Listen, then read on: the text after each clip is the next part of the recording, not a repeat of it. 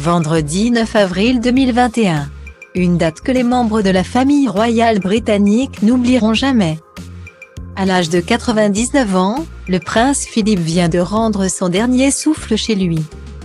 Au château de Windsor, auprès de la reine Elisabeth II.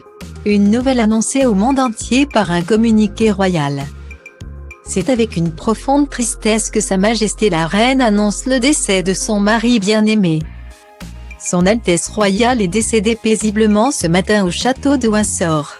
D'autres annonces seront faites en temps voulu. La famille royale se joint aux personnes du monde entier pour pleurer sa perte. Le duc d'Édimbourg allait avoir 100 ans le 10 juin. Une disparition douloureuse pour la reine Elisabeth II, qui a dû fermer l'un des plus longs chapitres de sa vie. Mais au lieu de se morfondre dans sa douleur, Sa Majesté a tenu à organiser les obsèques de son époux selon ses souhaits, en tant qu'ancien amiral de la Royal Navy. Le père du prince Charles tenait à ce qu'une cérémonie militaire lui soit rendue. La reine a donc pris soin de respecter les demandes de son époux, en organisant une cérémonie à la chapelle St. George de Windsor. À cause de la crise sanitaire, le choix de trier les invités s'est posé. Seules 30 personnes ont été autorisées à assister aux funérailles du prince Philippe, dont le prince Harry qui avait fait le déplacement depuis les États-Unis. Malheureusement, c'est tout seul que le duc de Sussex est arrivé à Londres le 11 avril dernier, sans son épouse Meghan Markle.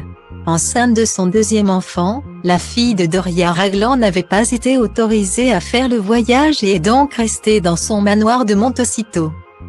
Ce qui ne l'a pas empêché d'avoir une tendre pensée pour le défunt lors de ses obsèques le samedi 17 avril. L'actrice de Suie avait fait livrer une couronne composée d'acanthe molly, la fleur nationale de la Grèce, afin de commémorer l'héritage du duc, et de l'Éragium pour représenter les Royal Marines. La duchesse de Sussex avait ajouté une note manuscrite à la composition, dont le contenu n'a jamais été dévoilé. Alors que l'absence de Meghan Markle aux obsèques du prince Philippe a été très critiquée par certains, le son de cloche serait totalement différent du côté de la famille royale britannique. Comme le rapportent Tommy Scobie et Caroline Durand dans le Mirror, les co-auteurs de la biographie Finding Freedom. Certains membres du clan Windsor auraient été secrètement heureux qu'une Meghan Markle très enceinte n'ait pas pu assister aux obsèques. Ils ne voulaient pas d'un cirque, affirment les auteurs. Une autre source royale a même ajouté que personne ne voulait que la duchesse fasse son spectacle. Une révélation fracassante, qui risque de creuser encore plus profondément le fossé qui sépare les Sussex des Windsor.